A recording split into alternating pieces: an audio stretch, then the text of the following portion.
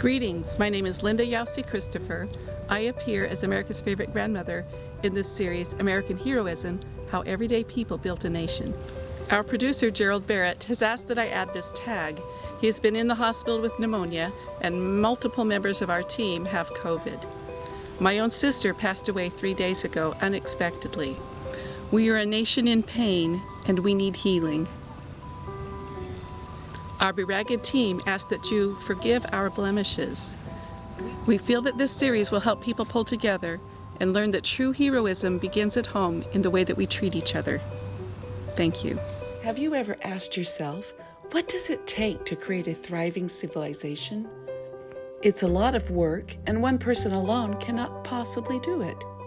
It requires joint agreement and cooperation. The village of Crown King in the Bradshaw Mountains of Arizona is a miniature example of how a cooperative society works. There are about 100 full-time residents with less than 12 businesses. Given how difficult it is to get there and that it's prone to forest fires, the town truthfully should not flourish. And yet, it has prospered for more than 100 years. No one's sweeter than America's favorite grandmother, Linda Jaussi Christopher. Today, America's favorite grandmother explores Crown King, Arizona. Well, whenever we're rich, start to bothering me. I grab my robe, my old slouch hat. I hit the trail up to old Crown King. I ain't got a dime.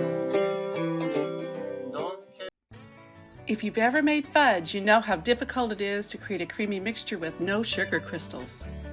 Serious candy makers monitor things like ingredients, how long to cook it, and when to stir. Even the weather can play into how the recipe turns out.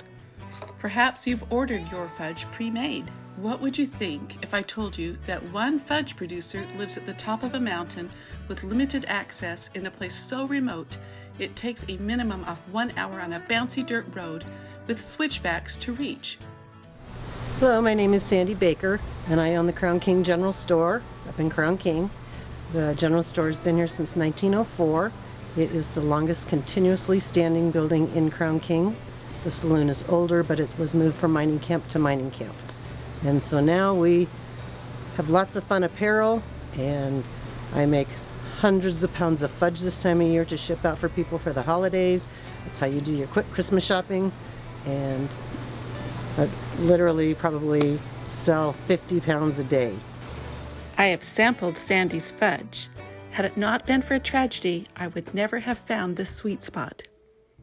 In the fall of 2011, I returned home from work just after 5 p.m. My viola stand was in the middle of the living room floor, and my viola was missing. What? I was confused because I knew I had not made that mess. Then I realized I had been robbed. I was never able to replace everything I lost, but by June of the following year, I had a new camera. Decided to try it out. I opened a map of Arizona, closed my eyes, and plopped my finger onto the page. When I lifted my finger, I read the name Crown King. It seemed to be illuminated. I drove north on the I-17 out of Phoenix and took the Bumblebee exit. I followed a dirt road west and stopped at an intersection. A sign read, "The road to Crown King is closed due to fire." I turned north towards Mayer. I drove a few miles until I found a general store. While looking around, a gentleman entered the store and announced with a loud voice, "The road to Crown King is open." So undaunted, I turned around and drove back up the mountain. And it was a very bouncy, busy ride. In my car, didn't know that it should have been a four-wheel drive. I drove through a passageway that had been cut into the rock.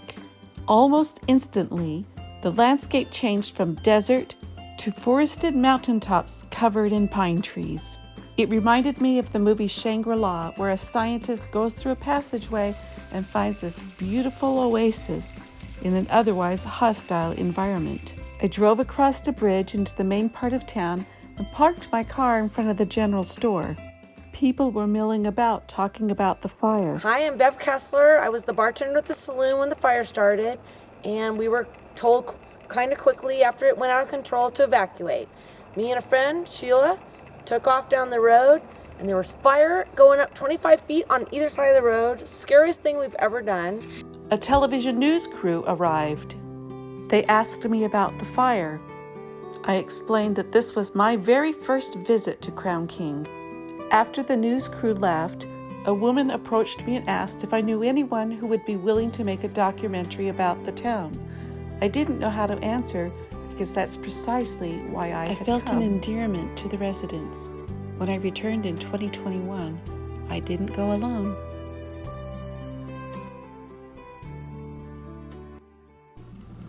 Crown King is listed as an Arizona ghost town. It rests in the Bradshaw Mountains at about 5,900 foot elevation. Currently, around 100 full-time residents continue to live in the village. A few hundred more summer in nearby cabins. As far as it being a ghost town, there have been paranormal sightings, but who believes in ghosts?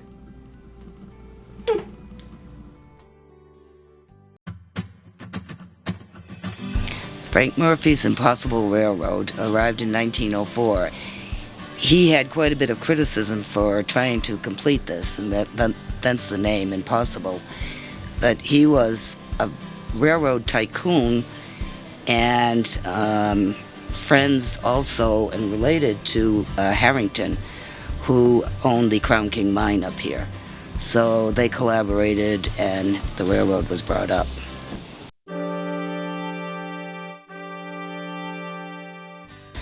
The train arrived in 1904, as I said, and ran up here until about 1926. At that time, after World War I, mining had waned enough that they decided it wasn't profitable anymore, so they pulled the tracks out. And since then, the railroad bed has become the main road into this community.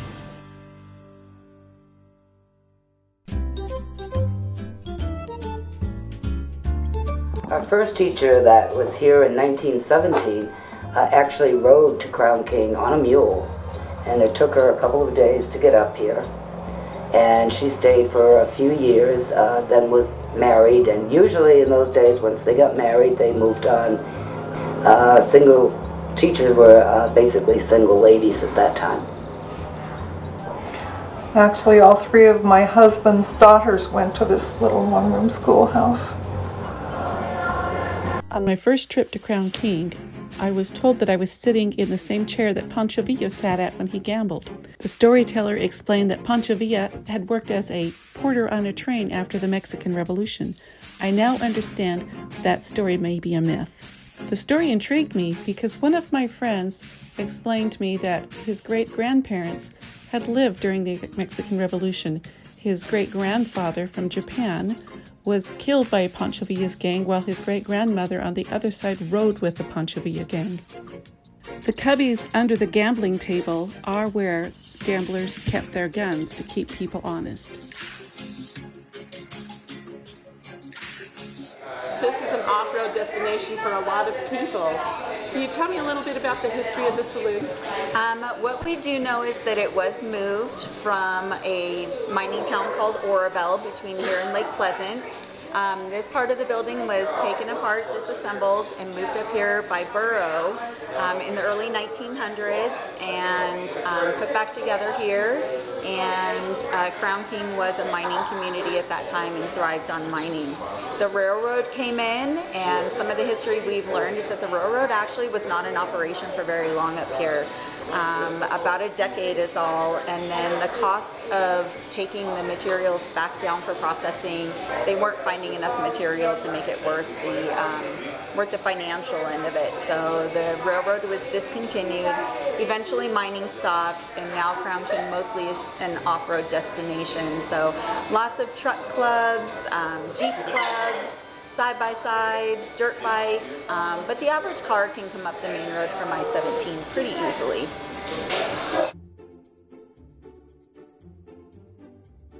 Were built in the early 80s to house people to work here, live here. Kids went to school. The parents worked in the bars, did construction, worked in the restaurants. The living quarters for the workers was small, but adequate. The upstairs bedroom reminds me of a treehouse. I own the Bradshaw Mountain Guest Ranch. It's a bed and breakfast here in downtown Crown King. My parents came up here almost 40 years ago. They owned a cabin, and then ultimately they bought the general store, and they ran the general store for probably almost 10 years. And then they sold the store, and they kept the property here and started to create the guest ranch. One building at a time. They've redone them all and created this beautiful atmosphere. The artistic and inventive Mike Christie is always finding a new way to reuse old items. His restaurant is a tour of mining history. Mike Christie, owner of the mill, is going to be a glory hole. We're getting all of the, we're basically going to be able to blow glass in this, and you guys get to watch it. So this one, we'll just put a large glass fixture here, and this will all be baked, or the clay that you use for the ceramics that you use for their fire brick. They'll be carved, set in, cemented in. There'll be an exhaust going up, and we'll put coils of copper inside, and then that's how we're going to produce hot water for the walkways and everything, so that we're going to run PEX, so that when it snows, it'll always stay just moist instead of snowbound and icy. This one is going to be for raku. It's a form of putting finishes on clay, and this will be where we fire the clay in this one. So these will all be propane fed, and then we'll be blowing glass in one, everything will happen on the other side, and then you'll be able to visually see everything that's happening inside the chambers, which is pretty rare. That's very cool. Different. Well, it's repurposing. Everything is repurposed. The idea for this is we just want people to understand what it took to get gold out of the mountains. It sounds easy, but when they push a cart from back there up to here, and they put it on the hoist and they unload and they go through the whole process, they'll find out that we're a bunch of weaklings.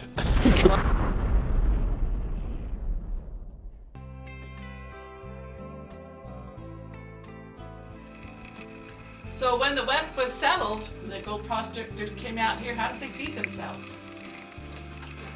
Okay, it was very important for farmers to be with the prospectors, because they traveled pretty much with them, because they grew the crops to feed them, and then the prospectors gave them gold to, pay for all the stuff. But they couldn't do one without the other. They worked as a team. And this is how little communities became communities and towns, is because of them coming all together to work. You couldn't do one without the other. That's right. You can't just go out there and mine for gold. What you gonna eat, a rabbit? And that's all. You got to have the flour. You got to have all the different things to make food with, right. The vegetables and stuff. Your body would not survive very long if you don't eat some vegetables. You got to have that stuff. Well, that's one of the interesting things, is we don't think about what the concept of organizing and structuring, a community and a nation. There's a lot of work that goes into that. Oh yes, it's amazing. And like I said, this whole area out here was all farms for the prospectors that were up here. They had to have the hay, they had to have the straw, they had to have all the different things for the horses and the mules and all that stuff too. That's right. Are you ready for this? All the gold up here in the Bradshaws, they actually haul it out in mules. They process it to a point, they haul it in mules to Flagstaff, all the way to Flagstaff in mules, to get on a train to ship it to California. And then they shipped it overseas and processed it, and then they brought it back. They built I was confused about that, because Swansea Wells is where the old processors were in England, but they built down the Colorado River, they built a processing plant called Swansea. Yeah. There, it's just because that's where they would ship everything by river. Down the river, yeah. Well, like I said, until they started getting the mills like here in Humboldt, all the material was shipped up to Crown King until they started getting their own plants, their own crushers, their own ball mills and stamp mills and stuff like this. Until they get all that in here, everything was hauled out. Even after that, it was processed to a point and still hauled out. Could you imagine taking 20 mules full of ore to Flagstaff? On foot? Miserable. It's a up and down process. At $20 an ounce, you know what I'm saying? Well, there's a lot of mountains between here and there. Oh yes.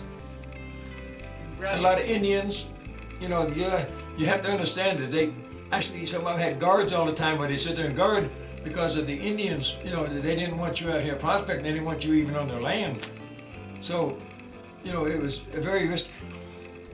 I'll tell you something when we're not on camera. Right. Pulled a tremendous amount of gold out of this area.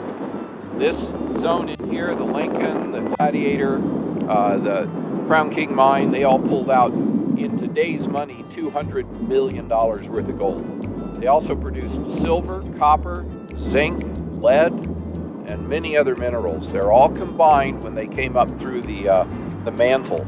It's a pretty unique zone because there's so few of them on the planet.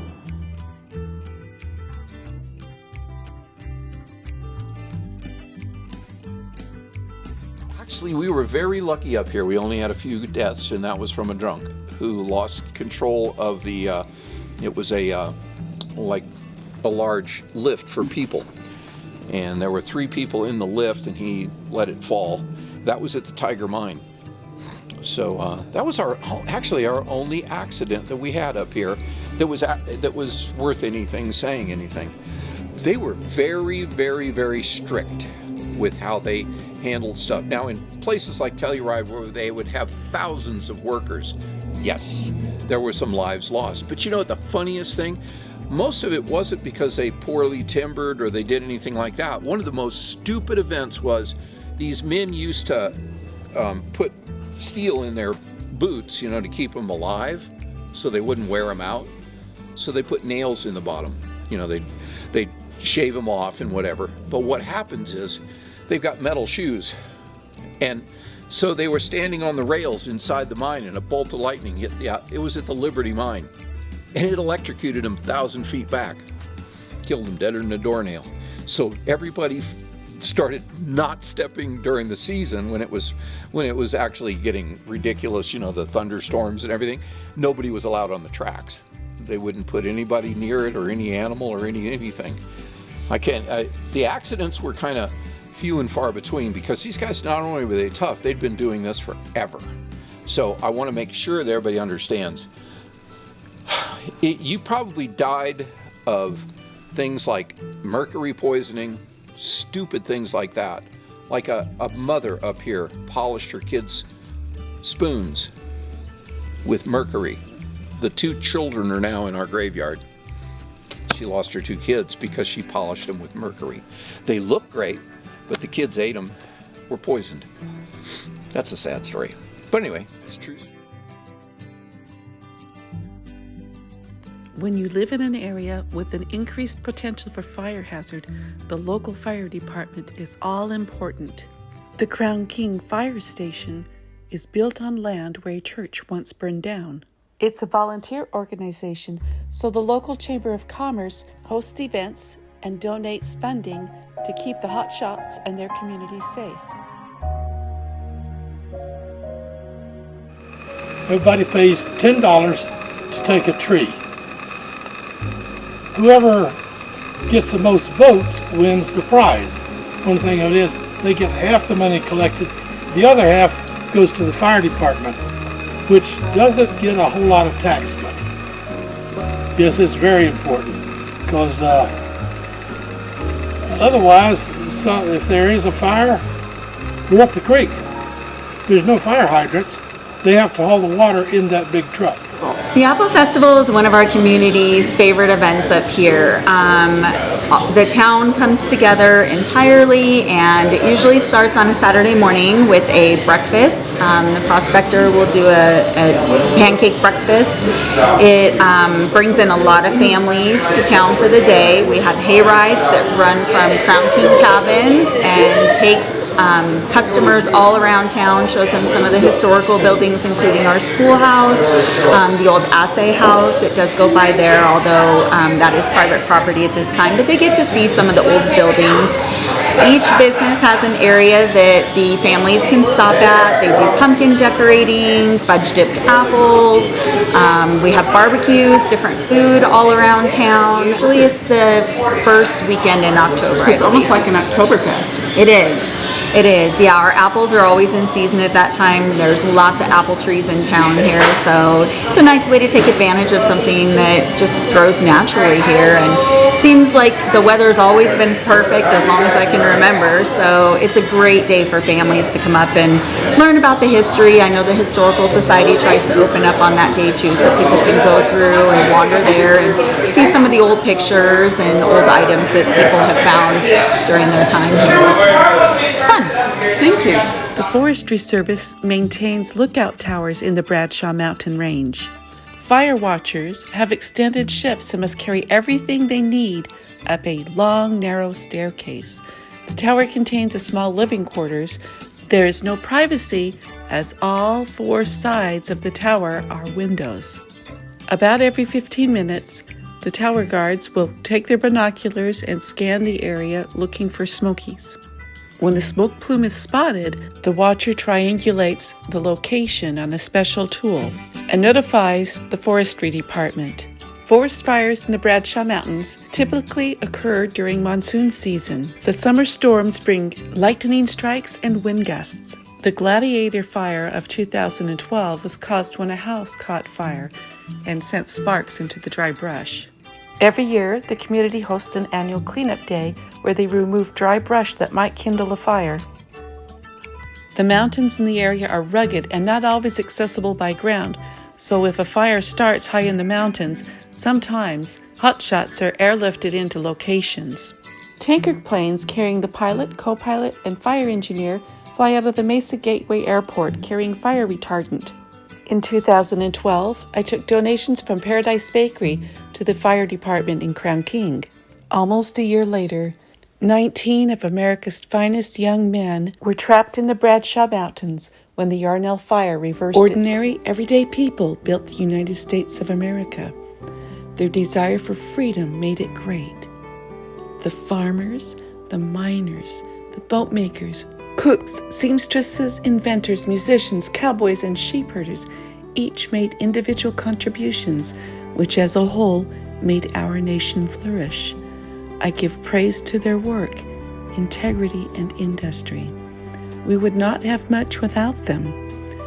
As our journey moves forward, building a more perfect union, we must stand together in the spirit of teamwork and community.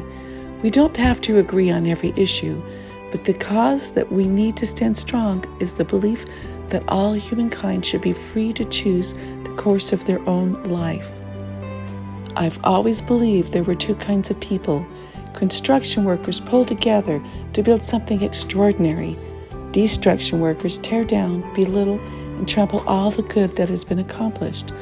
Let's get behind worthy goals and work together to strengthen our families and communities.